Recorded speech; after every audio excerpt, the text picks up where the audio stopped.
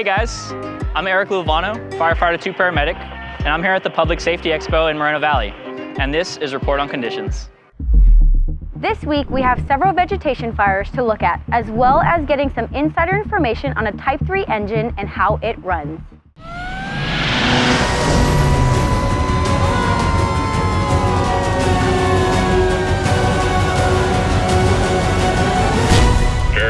Engine 1 with Report on Conditions.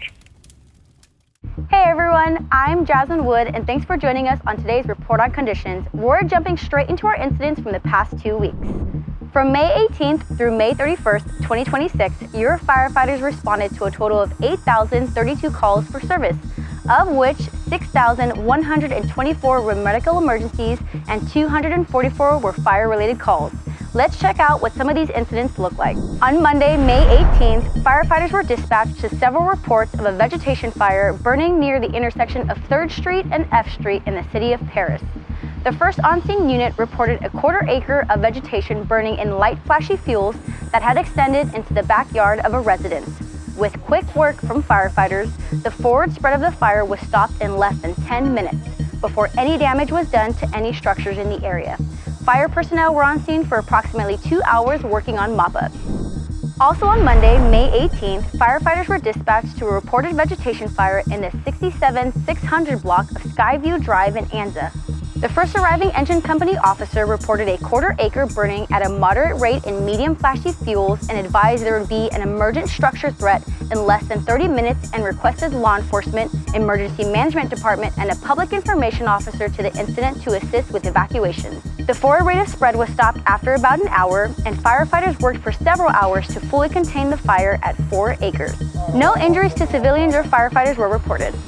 On Tuesday, May 19th at around 11:20 a.m., CAL FIRE Riverside County Fire 911 dispatchers received dozens of 911 calls reporting a vegetation fire burning in the Santa Ana River Bottom area, south of Bain Street and Limonite Avenue in Jurupa Valley.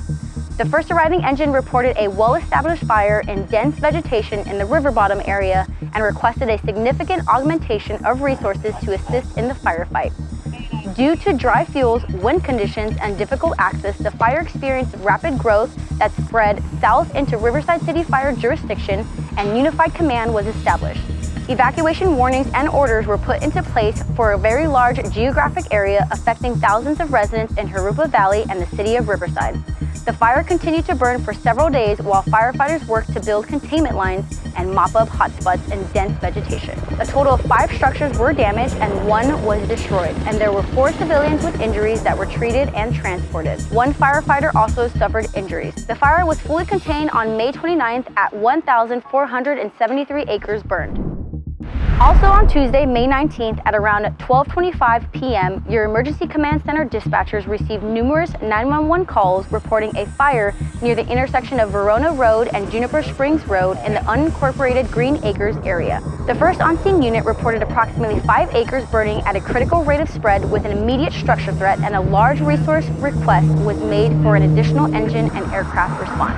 As the fire continued to grow, it became a threat to the Four Seasons community in Hemet, and unified command with Hemet City Fire was established, and a large evacuation order and warning area was put into place to safeguard residents. Operations remained ongoing for several days with firefighters continuing mop-up operations, construction and reinforcement of containment lines, and extinguishment of remaining hotspots to prevent further fire spread. In total, 4 structures were destroyed, 1 firefighter was injured, and a total of 638 acres burned. The fire was fully contained on May 29th, 2026. On Wednesday, May 20th at around 6 p.m., firefighters were dispatched to multiple 911 reports of vegetation burning near the intersection of Placentia Avenue and Frontage Road in the city of Paris. The first arriving equipment reported vegetation burning in heavy fuels at a moderate rate of spread and requested 9 additional engines for an immediate structure threat.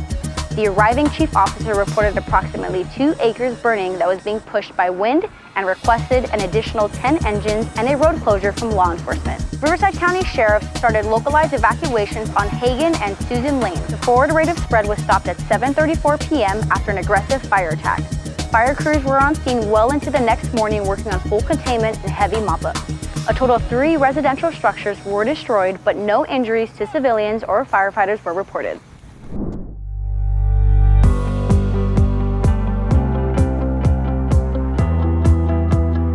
Hi, my name is Randy Northup, Assistant Chief with CAL FIRE's Home Hardening Program. On January 1st, 2008, the California Building Standards Commission adopted the Wildland Urban Interface Building Codes. So what does that mean? It essentially changed the way that we were building houses moving forward in our wildfire-prone areas.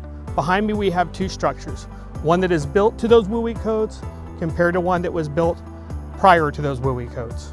All right, now let's examine the gutters. If the ember from a wildfire lands at the base of this house and starts igniting the wood chips in the plant, essentially that radiant heat will start melting these plastic downspouts and gutters. Now let's examine ways that property owners can take to upgrade and harden their home for a better, safer option. A proper way a property owner can retrofit their gutters is to install non-combustible gutter system, and that includes a gutter cover, gutters, and the downspouts. Those gutter covers will prevent the buildup of leaves and pine needles inside the gutters, lowering the chances of any type of ignition on their roof. Here's an example of open eaves. This was a common building practice prior to the WUI codes going into effect of 2008. It is made out of combustible materials, so if ignited, this can spread fire into the structure. And here's an example of an enclosed eave, constructed out of non-combustible materials. For more ways you can learn how to harden your home, visit readyforwildfire.org.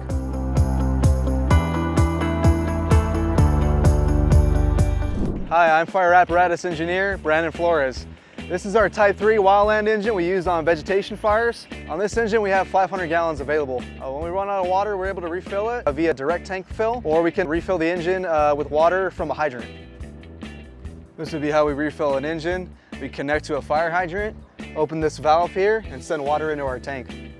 Direct tank fill would be an inlet on the back of the engine on these Type 3s that's able to directly fill the water tank that we don't have to turn the pump on. To refill the engine, it probably takes about 2-3 minutes depending on how many gallons per minute.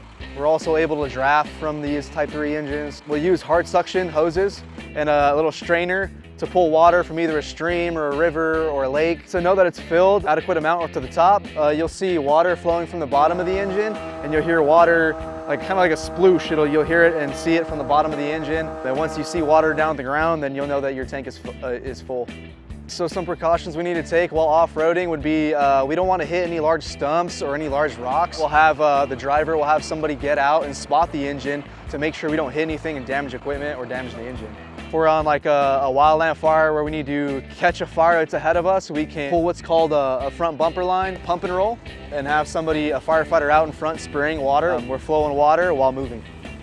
This is our front bumper line, so we connect this to our discharge in the front. If we need a mobile attack, we'll have a firefighter at the end of this nozzle flowing water, fighting a fire while we're moving the engine and driving along the side of the fire or the flank of a fire, trying to extinguish that fire while flowing water and moving at the same time.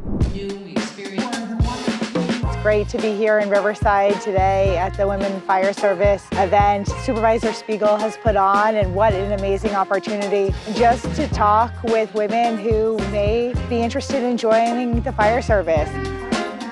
The energy of these young women who are interested in the fire service, it was exciting. And to give people a taste of what could happen in their lives, things that could change, opportunities, I'll tell you, that's what life's about, is finding the opportunities that mix well with what you want. We are constantly recruiting for more people in the fire service, and women is a huge demographic that historically have not been a huge part of the fire service, even in CAL FIRE. It was the first event of its kind here in Riverside County. I think a lot of people got some great information from it, and hopefully they came out of here knowing that there's a career in the fire service, whether that be firefighting or an admin, dispatch, EMS, we have it all. So it's interesting from my perspective because not a firefighter, and there are a lot of non-firefighting opportunities within the fire service. And so I got to talk about various career opportunities, my experience within the fire service and in my positions, and really was motivated by the crowd and the participation and just the excitement that you can see on their faces and curiosity. And so it's great to see these inspiring women that are here today that think that the fire service may be the career for them, and knowing that that's not only firefighting, but everything else in public safety. I would say don't let the fire service intimidate you as a woman. Just because it is generally a man's field, it doesn't mean that we don't have women in the service and you can't hold your own. I wouldn't have ever guessed that I would be in a position like this, and I really appreciate the opportunity to be here. My younger self would be proud of me, I think. Our department is very open to all genders, all ethnicities, and we have a place for everyone. The only person that's in your way is yourself. You can do it. You know, it's gonna be hard, so you're gonna have to overcome some trials and stuff, but you can do it. Don't get in your own way. That's all for this week's Report on Conditions. Follow your firefighters in action on our social media at CAL FIRE RRU and stay up to date on incidents happening countywide. If you caught any great footage of our firefighters at work or out in the community, send them to us at rrupio@fire.ca.gov. On behalf of your Public Affairs and Community Education Bureau, I'm Jasmine Wood. Thanks for watching.